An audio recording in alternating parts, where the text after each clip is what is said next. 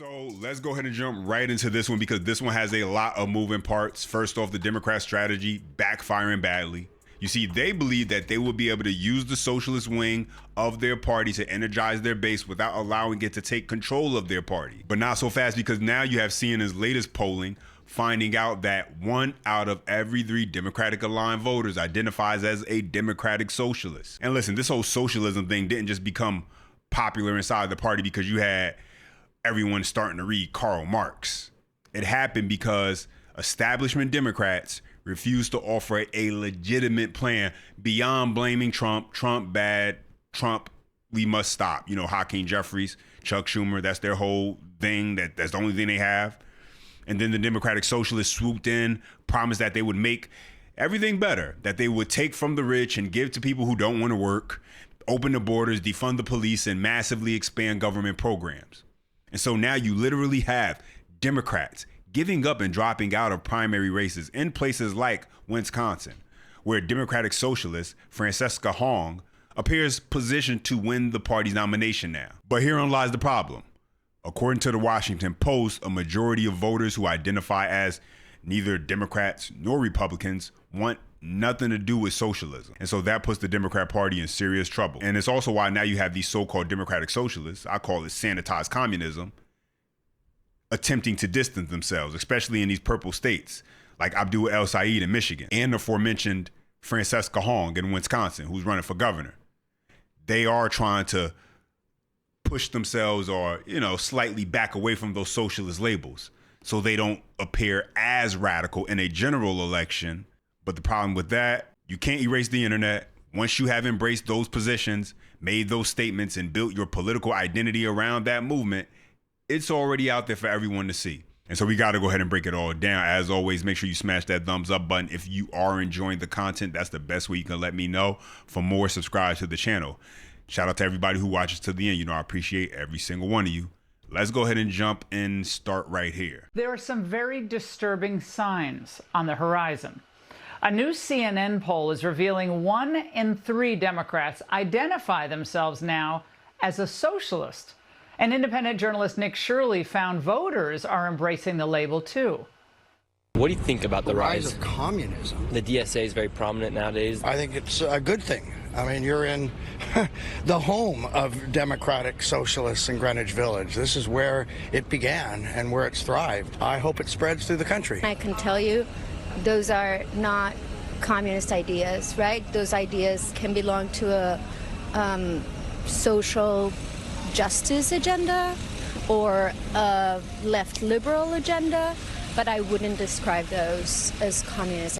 All right, so yeah, there you have that. And so let's go to break this down. Point number 1, these individuals like this, they're either completely ignorant and choosing to be ignorant, not reading the handbook on what the DSA is really about, or they're just so Trump deranged, they don't care what they're about because that's just their Trump derangement guiding them, where they'll go along with anything.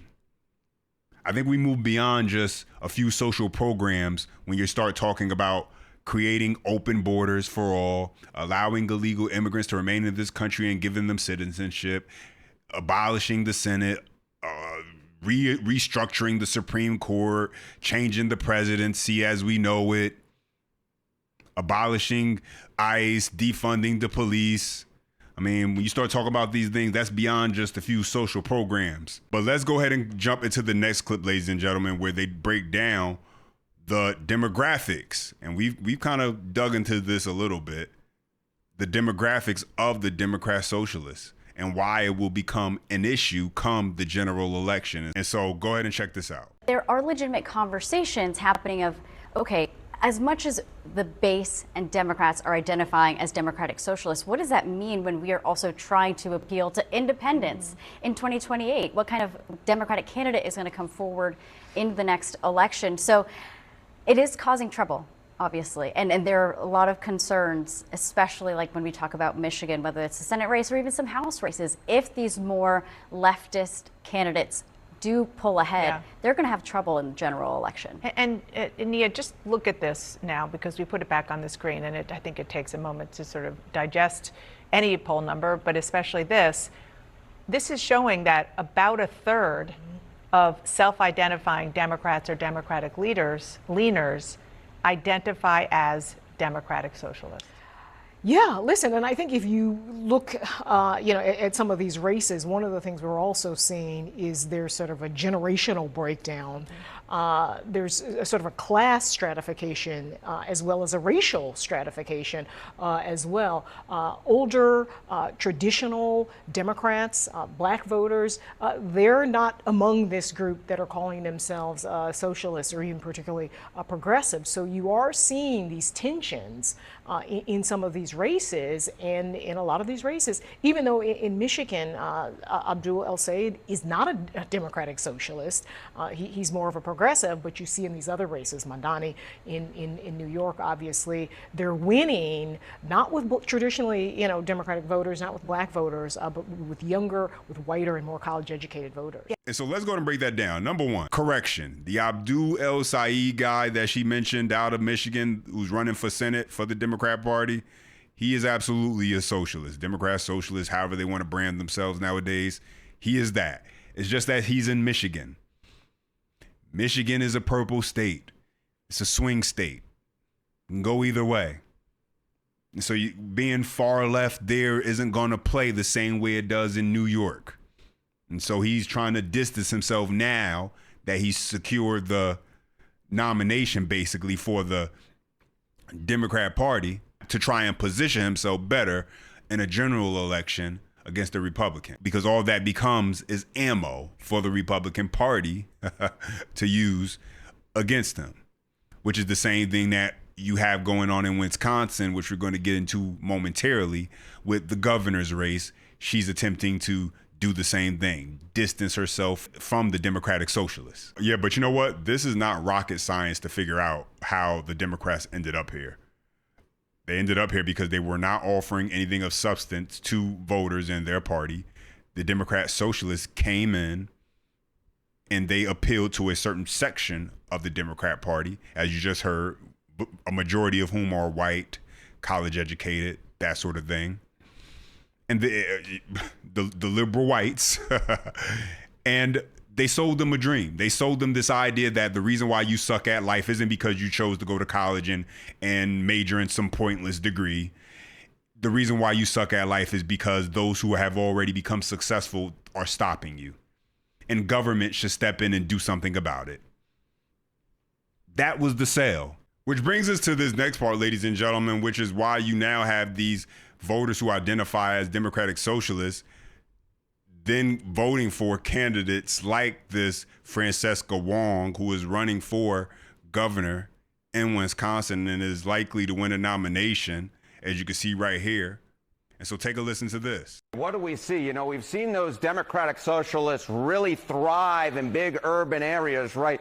New York, Pennsylvania, you go out to Colorado. Well, it's no longer just in the urban areas anymore, at least according to the casualty prediction markets. We got a Wisconsin Democratic primary going on.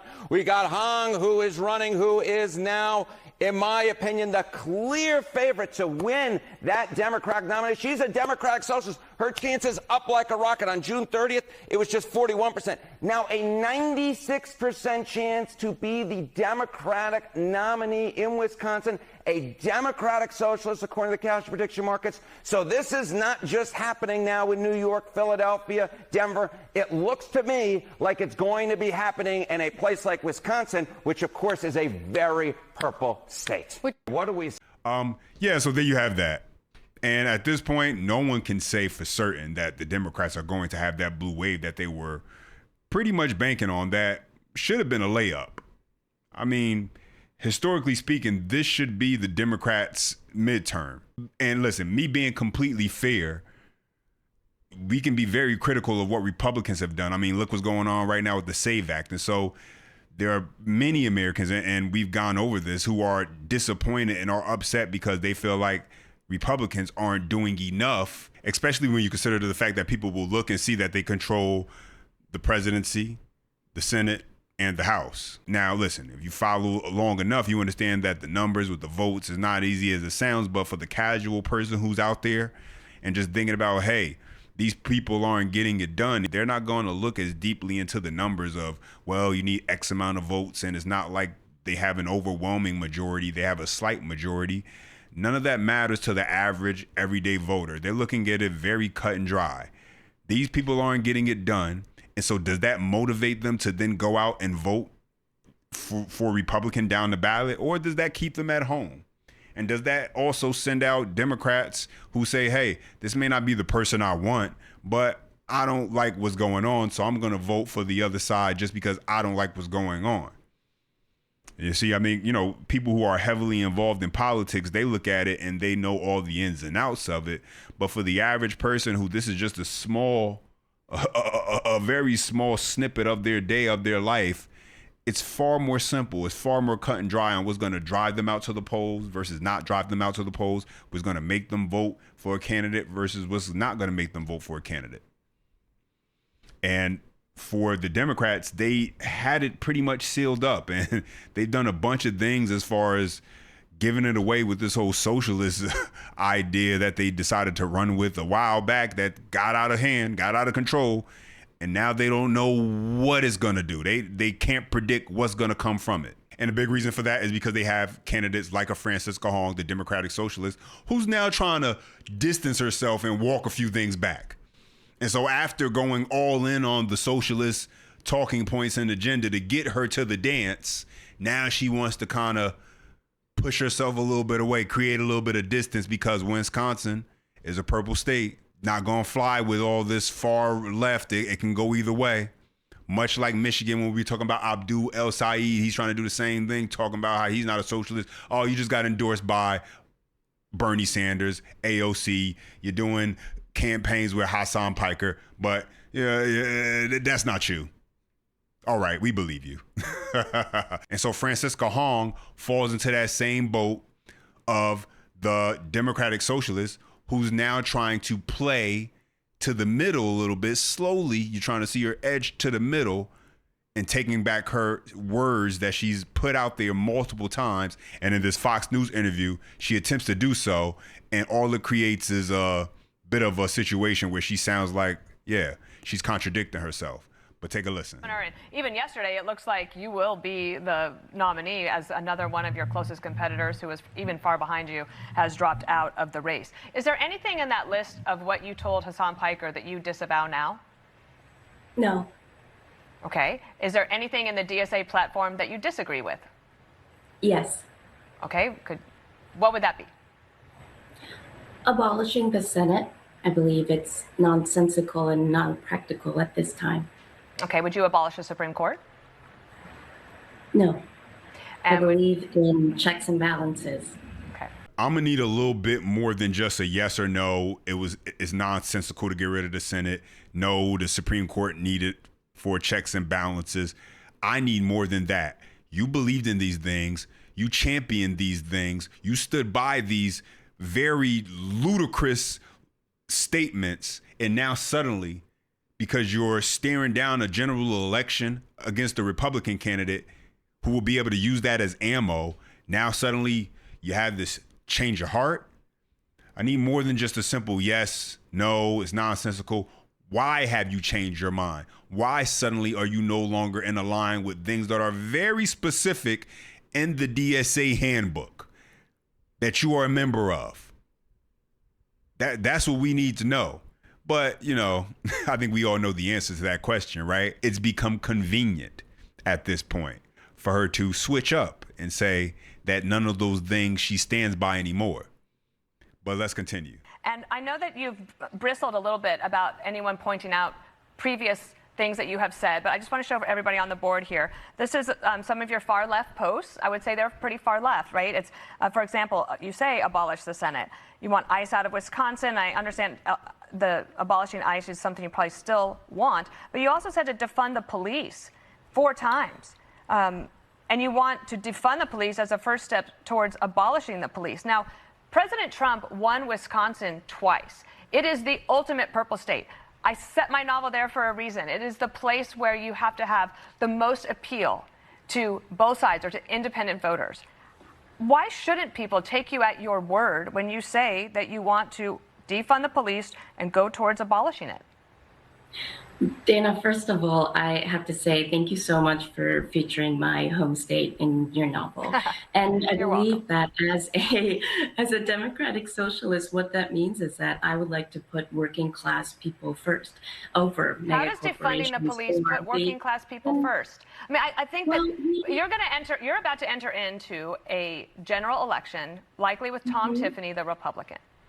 That's not going to be an easy race.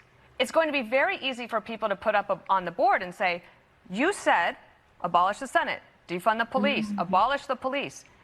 And why should they not believe that you would want to do that you would try to do that if you became governor? I believe that people can evolve. We meet Trump voters from previous elections who now would like to vote for me, who have a sign in their yard. Yeah, but that doesn't answer the question to why. Why in the past did you feel one way? Why were you all for abolishing the Senate, no Supreme Court, defund the police? Why were you all for those things? You said it multiple times, defund the police. So why was it okay then? What was your mindset then? And what was the shift and change in your mind to now where you saying, you know what? I think those things are actually needed. Don't tell me about how people can't evolve. Okay, how did you go through the evolution process? How did you evolve? What did you listen to? What did you take in as far as that changed your mind? Why is it now that you feel differently? That's what I would want to know. Unfortunately for her, I don't think she actually has an answer to that. I think she's just blowing smoke.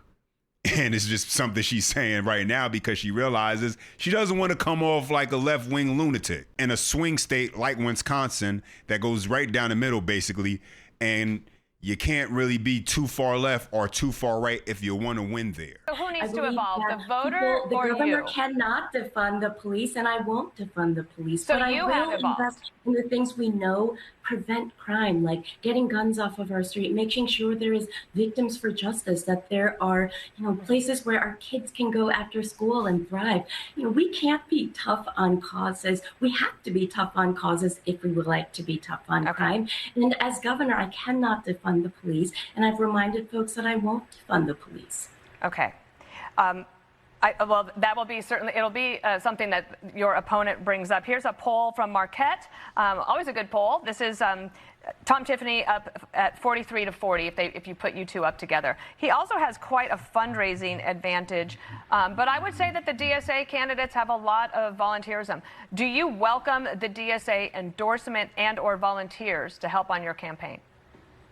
Well, I did not pursue the national DSA endorsement. My home chapter in Madison, we were so proud to run the free school meals campaign to make sure that our kids didn't have lunch debt. And I think that when you look at the polling right now, it's really so much about making sure that we're talking about the issues. And I think that when it comes to my opponent, it's wonderful to see that we have more donors and individual donations that he does, that we already are up in those numbers because donations from 72 out of 72 counties, every state in the country. And the fact that our ground game is a multiracial, multi-generational, multi-faith. I've read some pieces, big, long feature pieces where they've talked to.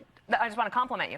I've read pieces where you've talked to Trump, where the reporters talk to Trump voters and say she's very affable. They kind of like what you have to say. It's going to be an interesting race. We will cover it. I have one last question for you. Are you personally a dues-paying member to the DSA? In my home chapter in Madison, I have been since 2020, and I believe that as a democratic socialist, I'm less defined by just one organization, but clearly our bipartisan coalition means that I'm more defined by being a good single mom, that I am a service industry worker, that I truly believe in legislation that helps everyone. And these are the things that people want to talk about in rural and urban parts of the state. All right. Wow. Wisconsin, there's no way this woman should get elected as governor. You mean to tell me she's still a card-carrying member of the DSA, but somehow she no longer stands with some of the very pillars of the DSA? She's no longer in line with the very pillars that the DSA stands on, but she's still paying her dues. still funding them, but suddenly now she's separated herself from the very stances that she used to propel herself to the point she is right now. I mean, you don't need a detective to figure out, this case. This isn't a hard one to solve. And so we will see. I just say hold your horses on this whole blue wave thing. Does not look so certain now for Democrats that this blue wave will happen. Not when you have candidates like this that they're rolling out in the Senate and the House and these governor races, these different races that are happening across the country. Not so certain that this blue wave that historically should be a given. It should be a given. Just historically speaking, this is usually how it goes. Party in office loses the midterms. That's how it goes. And so the underdog technically is the Republican Party. And not to mention, they haven't been living up to what they could be doing to maximize perhaps their opportunity to instill more trust in the American people, saying, hey, these guys are doing what they need to do. I mean, hey, SAVE Act, still waiting on that one, right? But with all that still being said, it's not something that is a lock for the Democrats, because this is the direction they decided to go with these far left radical socialist candidates, sanitized communists who are a clear and dangerous threat to this country. But those are my thoughts in the update. Now I want to hear from you. Drop your comments down below. I appreciate when you guys chime in. Don't forget you enjoy the content. Smash that thumbs up button for more. Subscribe to the channel. And as always, until next time.